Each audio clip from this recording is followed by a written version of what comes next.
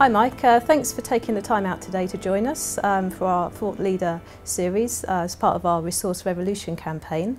And you're here today obviously to examine along with me how waste is evolving, particularly in the retail sector.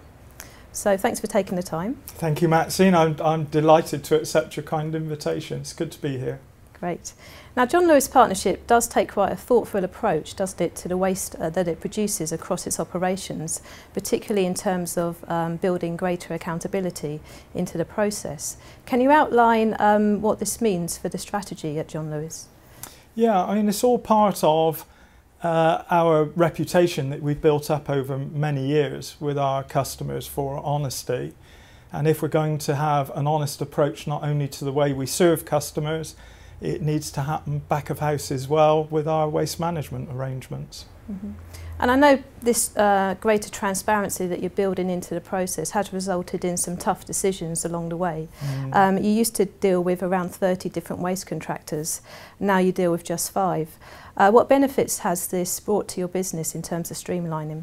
Yeah, I mean, undoubtedly working with a select group of contractors has enabled me to get very clear data. That was a key point I needed, because once you can measure waste, you can start to influence reducing it and doing good things with it.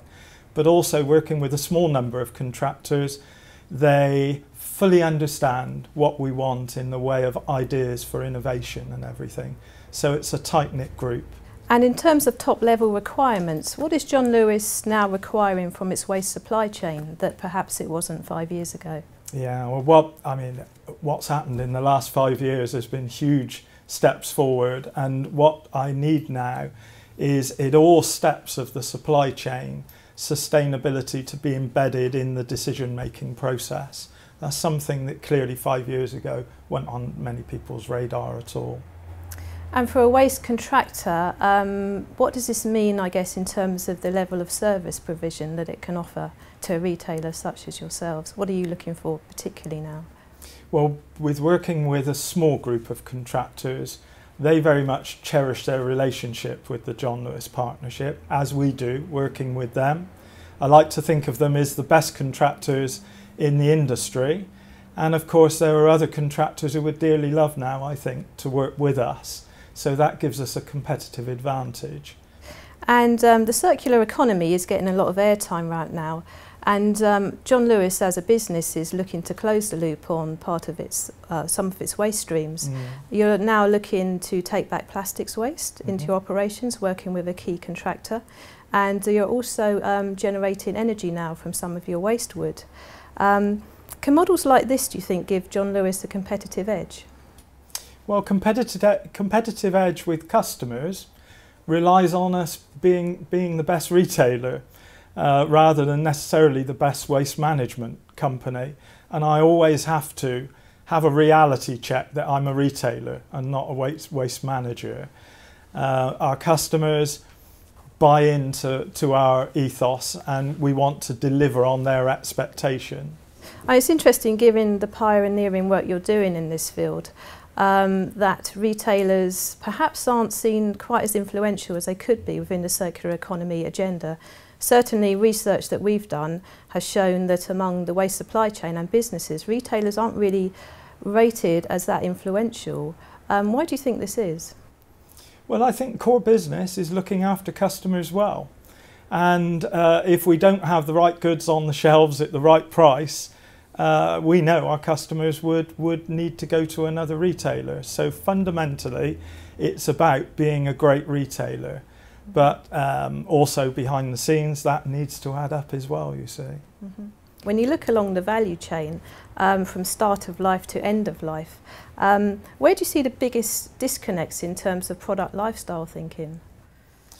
It's a tricky one, because it needs everyone's buy-in all the way down the chain.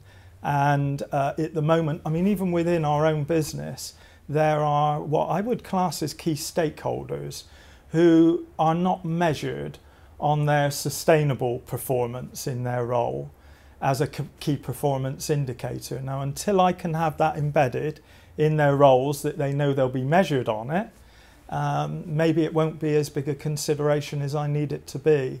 Now, if it's like that in the John Lewis Partnership, then the challenge is even bigger out there in the outside world. And how can you get that embedded into your strategy at John Lewis? Does that need, say, board level buy-in, for instance? It does, undoubtedly. Everything stems from the top and then that flows downwards. What I've been doing to influence the topic, money is a great influencer. So given the resources, whether it be cardboard, plastic, etc., we know has a good value, and getting that message across to our employees really helps. That's a motivation, because they know instead of an expenditure on rubbish disposal, there's an income stream that helps our profitability. In addition, we have things like a best practice guide that all of our 87,000 employees can access. So there's several different ways in which I engage with the whole workforce. Great. And would you agree it's about building a clear business case as well at the same time? Do you think at the moment there's a business case for, say, closing a loop within your own supply chain as well as your operations, or will that come further down the line? No, it's started, undoubtedly.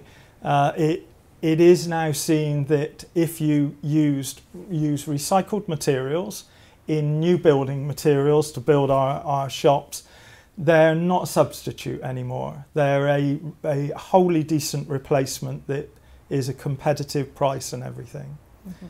I mean, it's interesting what you're saying, because it kind of echoes some of our research that shows that a lack of awareness and behavioural change are some of the biggest barriers really to achieving a circular economy. How is John Lewis tackling that one? Well, I go back to Sweden from the point of view of it's just done naturally over there, whereas here there is a real engagement process that needs to go on to get buy-in to it. And within my own business, we're a reasonable way down that road. But actually, in the home, still, there's a lot of scepticism, I think, about what happens to different materials once they're put in the various different bins. Yeah, it's interesting. I mean, do you think local authorities have a role to play here? Because obviously they're a direct link, aren't they, to the householder? Well, they are, and a few weeks ago I'd have wholeheartedly agreed with you about local authorities. Till again, in Sweden, the local authorities don't pick up recyclable material. Okay. The consumer either takes it to what we would call a local authority site, they call them municipal sites, or they bring them into the retailers where they can gain value from the material by recycling it for tokens. And certainly there are retailers over here who are doing some trials in that area, incentivising customers through money off vouchers or whatever. And it's something that we need to look at as well within our business, certainly. Great. I mean, do you think in the UK that would require some kind of legislation, though, given the kind of British attitudes towards recycling, the cynicism that's out there at the moment? I think you could be right, Maxine, because certainly using the example of single-use disposable batteries, government legislated a couple of years back, and since then thousands of tonnes of batteries have been diverted from landfill and are now being recycled in their component parts. What a good example of legislation working. And certainly from my point of view, you're one of the most enthusiastic corporate sustainability managers that I've had the pleasure to come across when it comes to talking about waste.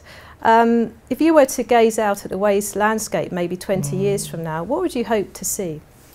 Well, the first thing is I hope I'll see myself retired. But certainly there'll be a dramatic change. I'm absolutely certain of that. I don't think there'll be something called waste. I think there'll be end of first life materials, and that's a phrase that we're adopting now within our business, to just slot that one little word in first, to twist end of life, which is an indication of it's rubbish, into end of first life, which kind of conjures up in your mind that maybe somewhere down the line it's going to have a second life. So for me, 20 years time, I don't think there'll be half the waste journeys made on the road, which is big industry at the moment. About 1 in 10 trucks I see on the motorways seem to be carrying rubbish. I don't think there'll be much of that. Obviously much more material that we class as rubbish now will be classed as resource, undoubtedly, will have a value. Businesses will not face waste costs, they'll enjoy a waste income, I'm sure. And in the John Lewis Partnership, I believe the element that cannot be segregated for recycling will be through technology advances on pyrolysis or gasification, will be burnt effectively on site in very small scale units that again will generate energy off grid to power our business. Wow, that sounds really interesting. Let's see if it comes true. Thanks a lot for your time today, Mike. Thank you too. Cheers.